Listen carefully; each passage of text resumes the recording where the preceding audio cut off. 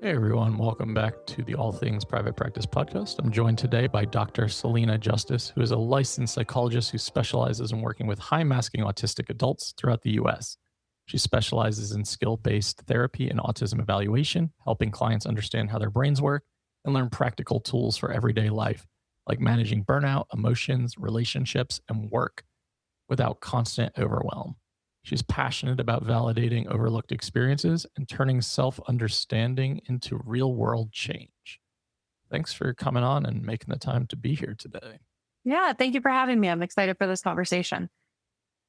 I did not realize you were in Western Carolina, which probably was more of an impetus for me to be like, hey, you want to come on here? Right. I don't have a lot of uh, providers here in this area, like we were just talking about before recording, who are doing Mhm. autism evaluations and assessments, and especially those who are really competent in high masking individuals and non stereotypical presentations of autism.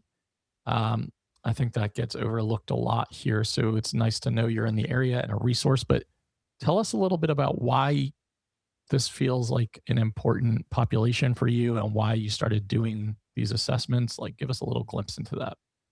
Absolutely. Yeah. So this wasn't the trajectory I always kind of saw myself on. When I was getting my psychology education, I was working always with the autism population. But I think a lot of us, when we go through training, we work with a lot with little kids and very high support needs. That's just kind of where the training lies. I loved that work. It was great. But as I kind of went through my training, I discovered more and more one, like how wide the spectrum is and the lack of services for folks that, are lower support needs, but still have support needs. So my last like training experience was at a college setting. So these are folks off living on their own in college, but still need some extra supports. So that was really kind of a change in just the way I viewed things and learning how to be more affirming and things like that in my practices. Cause a lot of my training wasn't super affirming, if we're being honest. And that's all stuff that I kind of had to learn on my own. Shifting into private practice, even I didn't think that there was enough people out there that needed these services. And I was kind of blown away pretty immediately at how many folks out there do identify with this and need that support and aren't able to find it wherever they're located. Yeah, for sure. I think that's a big contention point is the lack of affirming education track and experience for mental health. I know for me, for my master's, which was in clinical mental health counseling, I think we probably only talked about autism in like a 30-minute blip in a Mhm. childhood development course. And Yep. that's the only time we ever referenced it. Um, and it was like glanced over very quickly. Right.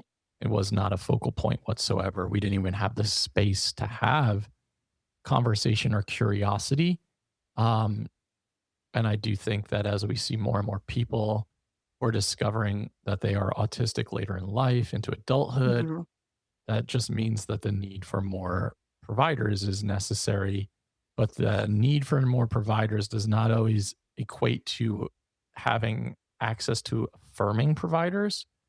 And Absolutely. that is unfortunately a huge uh, problem area in our field. Definitely. And I would argue like I got pretty extensive training in autism assessments and like I had multiple years of like practicum experience in autism settings. And it was a very specific type of autism they were teaching us. And again, not the most affirming, I'd say more in line with like applied behavior analysis kind of work. Yeah. So tell us a little bit about like how do we go from living in that world to becoming a more affirming provider? Because, I think that as we deconstruct what we think autism is, and I think it's just so complex. And when we talk about spectrums in general, not every autistic person is the same, right? So, like, a Absolutely. lot of people get missed, and a lot of high maskers get missed, and a lot of AFAB get missed, a lot of Hmm. children get missed, a lot of trans people get missed, a lot of black and Yep. brown people get missed. Hmm. Basically, if you don't look like me, you get missed a lot of the time, and even Right. I And even then yep. I was autistic until I was 35. So, tell us a little bit Yep. about how, like, your journey goes from like, all right, I got extensive training, probably for people who have higher support needs, one presentation of autism in general, not an affirming way. Fast forward to present day 2026, here we are. Yeah. And it's a lot of learning we have to do on our own, right? And Yeah. I personally, as a neurotypical person, have to learn from autistic voices, I think is the biggest thing because I don't have that lived experience. I need to hear from people that do. So, social media honestly has been a great one just to hear people's experiences, reading a lot of books and memoirs, podcasts. There's so much information and educational materials out there now, which is great, but you have to seek it out on your own because, again, it's not a course we took in college that you're forced to kind of go through. You have Right. to kind of be that self starter. And honestly, I learn a ton from my clients. You know, I'll be seeing multiple people in a day and kind of noticing those patterns between them, even of like, oh, okay, multiple people are struggling with this. Let me dive further into that. And that's, Right. and a lot of it is learning as I go. And it's, we're never going to know everything. So we're always kind of continuing to learn. And Yeah. yeah, you're just along for the ride. Yeah. That's well said. I mean, even as an ADHDer myself, I still have to learn and unlearn a lot. And I think Mhm. that when we live in an ableist society, you have to unpack and deconstruct your own internalized ableism. I know that Absolutely. the first time I heard like that I might be autistic was in an ADHD assessment that I was going to, and I was not ready to hear that information at that point Hmm. in life, and I shut down immediately because I had a very ableist, stereotypical version of what autism meant in my head. And I was like, yeah, that's not me. I'm not autistic. Like, how dare you say that to me?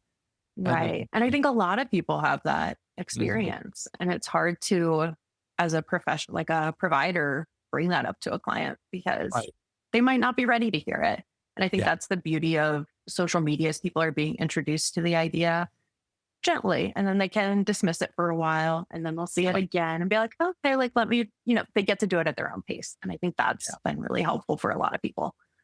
Yeah. I mean, social media is good and bad, and there is a lot of good. And what I see Mhm. a lot of good is from people with lived experience from all sorts of walks of life, all sorts of intersecting identities and diversity, talking about their experiences as autistic, ADHD, whichever, or any other form of neurodivergence, being able to do so publicly and share their own Mhm.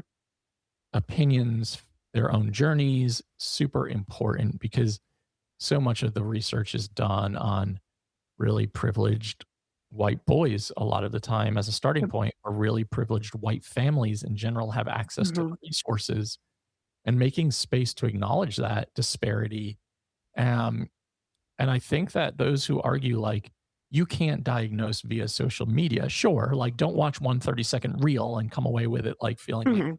this explains my life, but it can be such a great doorway into learning more and doing deeper dives and getting more access to information and experience and really starting to create a interest in terms of I think this really reflects my experiences. I need to learn as much as I can. And I think that's what ends up happening for a lot of people. Definitely. And I see a lot of the people by the time they find me and come in for an assessment, they've done so much research. And most of the time they are receiving a diagnosis because you don't spend 2 years Yeah. researching this, learning it, identifying with it pretty strongly. Yeah. The average person, average neurotypical person is not doing that. Right. Yeah, exactly. And there's a lot of autistic imposter syndrome around this. Do you see that from your clients? Like, yeah, like a lot of people who have searched for this answer their entire lives and they've gone through the ringer, like Mhm. misdiagnosis after misdiagnosis, opportunity after opportunity. Nothing really checks the boxes. Nothing really fully aligns. And you've done all this research. You fully align with this. I think you come into these assessments or evaluations with so much overwhelm of like, what if this is not the answer? And what if it is, and I still feel like it doesn't describe me, or I don't get to take up space because what if it's wrong? And I see that happen Mhm. a lot. Yeah. So, two things there. One, I always like when I'm doing the feedback sessions and delivering that diagnosis, most people are feeling like breathing a sigh of relief. They're like, Yeah. thank God I didn't make this up. Okay. Yep. They feel very validated. But even with that, they still question it. Right. And like, Yep. even me, a professional, giving you that formal diagnosis, it's not, a fix for everything. And I think that's a lot of what to unpack in therapy afterwards of like Yeah. really coming to terms with it and processing that diagnosis because it is heavy. Even if you've known for 2 years as you've been doing your research, it's still heavy to get the formal diagnosis. And like, Yep. what the hell do you do with it from here? Exactly. Yeah, that's really well said. I talk about a lot how post autism discovery, you almost expect to have this like aha epiphany moment. The world suddenly makes sense. Everything gets better. Oftentimes things get really harder Hmm. because as you drop the mask and are no longer suppressing autistic traits and experiences, things start to often intensify. And Absolutely. sensory for me is the one that like feels the most pronounced in terms of intensification, as well as autistic burnout. But I think mine has gone hand in hand. Um, and I think I've said it in my TEDx, like oftentimes an autism diagnosis means that a lot gets worse before it gets better. And Hmm. I do think from the identity perspective and the sense of self perspective, it's invaluable. Like having the information and being able to say, like, this describes my entire experience and identity and existence, and being able to integrate that with sense of self finally is so unbelievably powerful. But there is so much to unpack and deconstruct. And you're right, like doing that with a therapist or someone who really gets it is so freaking Hmm. important because there's going to be a complexity of emotion from grief, relief, exhaustion, overwhelm, like autistic joy will be thrown in the mix, like burnout will probably be thrown in the mix. Like, Hmm. who the hell am I? What do I enjoy doing with my life? What are my hobbies? Like, all of the things start to Right. come into light. Absolutely. And when you say like the unmasking, I think that's a huge piece. It's like people don't necessarily know who the heck they are under that mask because for a lot of, I'm working with a lot of folks in their 30s and 40s, and that mask has been there the whole time, right? Since a Yeah. really young age, especially like once you go through adolescence and you really like form that identity, they might not really know what that identity is. And that's a learning curve as we kind of figure it out together. And I totally, with what you're saying about a lot of traits like intensifying, absolutely. And I think it's one, the unmasking, but two, like you're paying attention to them now. Where Yeah. before you had your blinders on and you're like, Yeah. I got to toughen up. I'm fine. I don't need this support. Once you take a look at them and open up that, like the floodgates, so to speak, it can come pouring out. Yeah. Yeah. Yeah. For sure. And it's just that awareness piece of paying attention, starting to realize the accommodations that you might not need to be putting into your life. I told my wife a couple weeks ago, and now we're like 4.5 years into autism discovery. Like, I feel more autistic now than I ever have in my life. Like, I feel more Mhm. disabled now than I ever have in my life. And I think that has come with the awareness and the hyper awareness of like Right. all the things. And I'm like, oh my God, like these are all the things that I need to put into place to get through my day. Where in the past, I might have just thought it was just like, that's just a part of who I am. Like Right. I just do A, B, C, D, E to get all of these things done. Mhm. And you can almost convince yourself when you don't know what you don't know that everybody has the same types of experiences or struggles of like everyone goes through these steps to do this thing. And it's like, no, that's just not Yep. true. And also, it's not true that everyone is going through their life thinking about all of these things in this like ruminating way of this deep philosophical existential questioning about like, why the hell does my life feel the way that it feels? Right. We did an Ask a Neurotype series on Divergent Conversations, the other podcast that I co host. And Mhm. it's really illuminating for me to have like neurotypicals on and ADHDers on and be like, so how do you go through like social events? How do you go through like picking up on context? How do you go through this? And every answer just made it seem like, damn, life feels like it is a lot simpler in a lot of ways. Yeah. And I would assume that a lot of the neurotypical people maybe didn't even have it answered for you because it's Right. so automatic. Like, Yeah. I don't know how I pick up on that context. I just Exactly. do. Yep. Right. And then you have a 10-step process.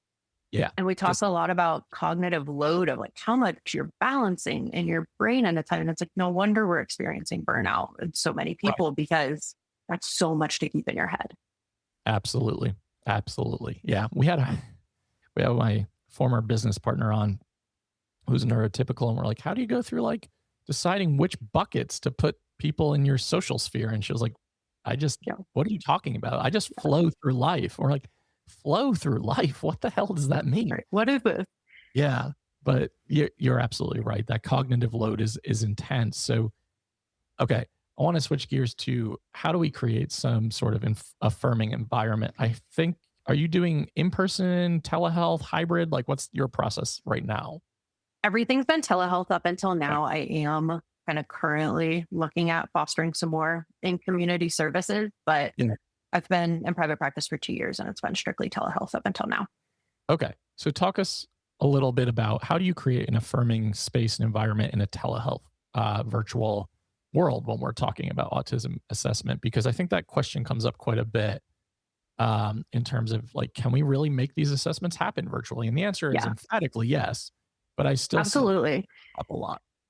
And I think the having an affirming space, it almost makes it easier because the person is in their comfortable environment. Just like Yeah. working from home works a lot better for a lot of autistic folks. Yep. Same thing with this. So they're more comfortable in their space. There's not a lot of the pressures of how they're going to be sitting, how they're presenting themselves. Eye contact over Zoom, I always like, this isn't real eye contact, right? You're staring at a screen. It's just Yeah. different. So one is that. Two, I will say, so therefore, I have to ask a lot more questions than things I'm going to be able to observe on my own. So in an autism assessment, I'm not like grading your eye contact via Zoom because, like I said, that's not typical eye contact. I'm asking what your experiences are. And most of my assessments are going to be me asking you what your experiences are rather than me casting judgments based off of what I'm observing in a short period of time. Right. Yeah. That's a great way to state that. And I think that is it makes a lot of sense. And also like I think about how we create more affirming space in general. And sometimes it's by like giving permission for things, right? Like Mhm. I know when I went and got my autism assessment, it was in the office. It was pretty sterile. It felt really Mhm. uncomfortable a lot of the time. I definitely did not feel comfortable like bringing a fidget with me or any sort of Right. sensory aid. And even now, I'm always talking about like when we create neuro affirming spaces, like offering up permission and asking for what people need is really important. A lot of Yep. times people don't know what they need, Mhm. like offering examples of those things too. Because I think when you say like in a space that can be affirming, we can go the distance of saying like, what do you need to feel accommodated? And some people may not know the answer to that, especially higher masking people who may not know their needs yet. So Mhm. giving some examples of like some people like to use fidget toys and some people like to be able to sit Right. on the floor or turn the lights off or whatever, and giving that permission up front so that people feel even more comfortable. And I know that that makes an enormous difference. Now, I often talk about how like special interests are gateways into like the autistic soul, and Mhm. what their process in terms of like special interests using the MIGDAS even of like Yep. being less being less focused on like the black and white questions that come up in a lot of these Right. assessments. Yeah. Yeah. Well, first of all, with the MIGDAs, I love that that's where it jumps in. Is we Yeah. talk special interests first and foremost. It Yeah. creates a good rapport going there. And I love to dive into it with people. First of all, I always say it's probably my favorite part of an autism assessment is I get to learn so many people's like super niche interests and, Yeah. most things I know nothing about, but they're more than happy to tell me and I can ask questions and, Yeah. maybe there's some things I could relate to, maybe there isn't. But I think that's a really good, like, letting them take a breath and be like, okay, like, this is a safe space. I can talk about this. She's Yeah. not rolling her eyes at me like maybe some people in my real life do when I talk about it. Like, I think that's really nice. The MIG does, it is a structured interview with a set list of questions, but of course, we're riffing on things. I might have extra questions I want to ask. I might reword some things to make it a little less intense. Yeah. Because first and foremost, I want the person to be comfortable, right? And I let them guide a lot too. So if they have, a bunch of information that's not on that, that's okay too. So many Right. people come into assessments and they might even have a list they've made already of Yep. like, these are all the traits. Yep. I want to make sure they have time to talk about those and not be this like sterile person with my clipboard checking boxes and say, like, oh, nope, that's it. That's all my questions. Yeah. I don't care what you have to say. Obviously, I want to hear that. The other thing too is like delayed processing for a lot of people or not being able to express vocally. So I always accept emails over the next couple of days afterwards of like, I know you're going to get off this call and be like, shit, I wish I would have said this, and this. Yep. It happens almost every time. Like, send me an email tonight, send me an email tomorrow. Totally Love fine. that. Yeah. That's a really affirming way to do that. Especially for so many of us that are autistic that struggle with that delayed processing in the moment. Sometimes these assessment measures can feel like they're putting you on the spot, right? To Absolutely. react immediately. And I remember my biggest struggle probably in my assessment process was trying to create and narrate the story in the ADOS, I think it was, where Mhm. it's Oh, like, yeah. give me these examples, build this thing around this thing, like visually, and like tell me all the details. And I'm like very linearly and concretely saying, like, then this happens, then this happens, then Mhm. this happens. And it was just like, if I had more time, maybe I explain it in more depth, but like being put on the spot, I was like, I don't know what to say. Um, I also felt like my assessment, I remember getting the feedback. And one of the things that my psychologist said was like, one of the big telltale signs for you was that you did not offer reciprocation and communication. When I told you that I had a guitar hanging on my wall, you didn't ask me if I played music. And I was like, I just feel like that's a strange thought because, like, why the fuck would Mhm. I care if you play music? I'm not there to talk about you. So, like, Right. It's your assessment, not his. yeah. So, context shifting, right, is like a big part of the autistic experience and not being able to quote unquote pick up on typical context. But in my mind, the context didn't make sense. But if Right. there was like a container to say, like, I'm going to ask you this thing because I want to see if you ask about these questions, it might have been a little different for me. But Mhm. nevertheless, I just thought it was a fascinating example. I was like, why the fuck would I ask Yeah. you that? Um, And I don't use the ADOS. I was trained in it. That's where like most of my training again came from. I think it's great yeah, for younger kids, higher support needs, more right. obvious presentations. Sure. I don't like, and I hear a lot from the autistic community, it feels like a test and you're going to pass or fail it. And they're Yep. trying to like, people are trying to figure out, okay, what do they want me to do in this situation? Exactly. I would much rather just ask, like, oh, like in your everyday life, people you're comfortable with, first of all, not me, this person you just met. Yep. If they tell, like, do you ask them questions about themselves? Right. Exactly. And that you'd be able to speak to that more. Yep. I will say it does take a level of self awareness that not everybody has, but I do find that most of the folks I work with are For probably sure. hyper self aware more than lacking that awareness. Yeah. Absolutely. I think it's weird being a mental health professional going into a assessment process too, because you kind of know enough to be dangerous and enough to Hmm. know like what's happening. So for me, I'm like, yeah, clearly I'm here for one reason and one purpose. But then when I tell my wife like that interaction, she's like, yeah, that happens all the time in your life. Like people, you Right. don't ask the follow ups if you're not interested. And I was like, I think we could have framed it in a different way where I would have been able to give that Hmm. example. But nevertheless, it was just interesting to go through. And I still Absolutely. think we frame the autistic experience and the results in such a deficit based pathologizing way. Because I remember he was like, okay, you have autism, which, I certainly don't love using person first language anymore. I Hmm. probably did at the time.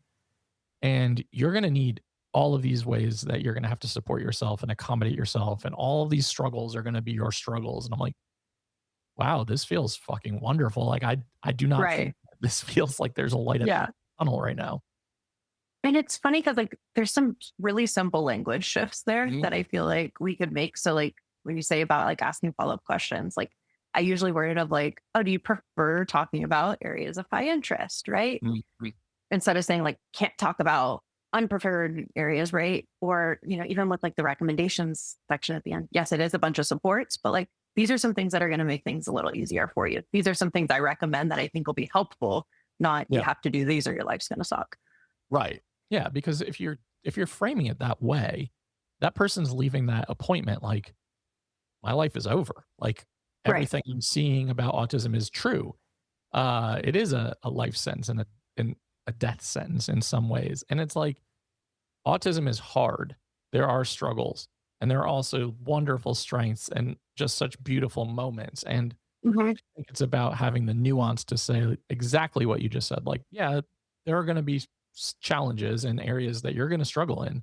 And here are ways that you can support yourself. And like, I just think that language matters. And when you don't have Mhm. affirming assessors or affirming providers, it can make you shy away from the mental health landscape altogether. And unfortunately, I see that happen for a lot of autistic people, even Mhm.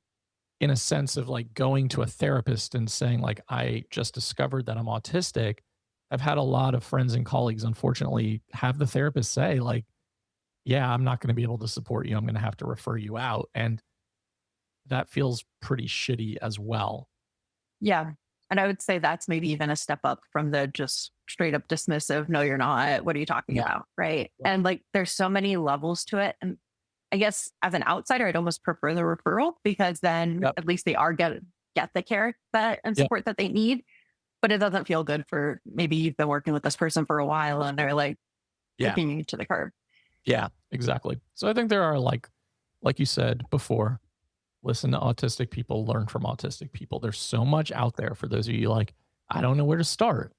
I think that there are so many resources on social media that are free and accessible. Hmm. So many podcasts. Like the the list is really endless. And Yeah. the opportunities to learn and to listen to different autistic voices are endless. And I encourage all of you who are listening to be listening to all sorts of autistic voices, like those who are non speaking on social media, those who are at different places in terms of marginalization and intersectionality. Like Hmm. there are lots of perspectives to learn that the autistic experience is not a binary one and it is not a black and white one. And I think that is a really important lesson and takeaway because there's so much misinformation about autism in general, even in 2026. Absolutely. And just to kind of piggyback on that, when you were talking about like there's good and bad from social media, I think one of the beautiful things is these are people you wouldn't really interact with in your everyday life. As much as we want to be diverse and expose ourselves to different people, we all live in bubbles in our community and having access to people, but like you said, like a non speaking person, maybe you would never interact with them. Now Right. you can get their firsthand accounts for what their experiences are. And it's like, Yeah, it's right there at your fingertips. absolutely. Yeah. Tons of resources out there. So I'm glad to know that you are one of them. Our group practice will certainly be sending clients your way. And I really just appreciate you coming on and making the time here today and having a little bit of behind the curtain in terms of what it's like to offer autism assessments. And for those of you listening, I don't believe that Dr. Justice has a wait list right now. So if you want to tell people where they can find you and who you work with, especially the states that you can work with, I know that can be a lengthy one. And we'll add all of this to the show notes so you have access to everything that she's about to tell you. Yes, absolutely. So I'm located in North Carolina, but I do telehealth through the psychology compact called PsyPact, which means that I can see folks in 43 US states. So I guess the easier answer would be the ones I can't see are going to Right. be New York, Massachusetts, Oregon, and California are the big ones. There's a couple random ones in there too. Yeah. So I can't see those, but most states I can see. And again, that's all via telehealth. Which I try to, create a pretty comfortable, affirming environment there. The best way to find me is going to be over on Instagram. It's just Dr. Salena Justice, with the period after the doctor. Um, that's where most people find me, but Patrick will have my website linked as well, and folks can go right on there and schedule a consultation call. Um, as for providers, feel free to email me if you have questions or anything like that as well. Great. Thank you. Real quick question just for myself. What ages do you work with in terms of assessment? So I'm only doing adults at this time, Okay. so 18 and up. Just I find that that's easier to have that delineation because the assessments look so different for different age Understood. ranges. I do also, if providers, I have good referral sources for kids as well and teens. So if you're looking for that, feel free to reach out as well. Awesome. Thank you so much for coming on and having this conversation and looking forward to collaborating in the future. Yes. Thank you so much for having me. And to everyone listening to All Things Private Practice, new episodes are out on Saturdays on all major platforms and YouTube. Like, download, subscribe, share. Doubt yourself, do it anyway. And we'll see you next week.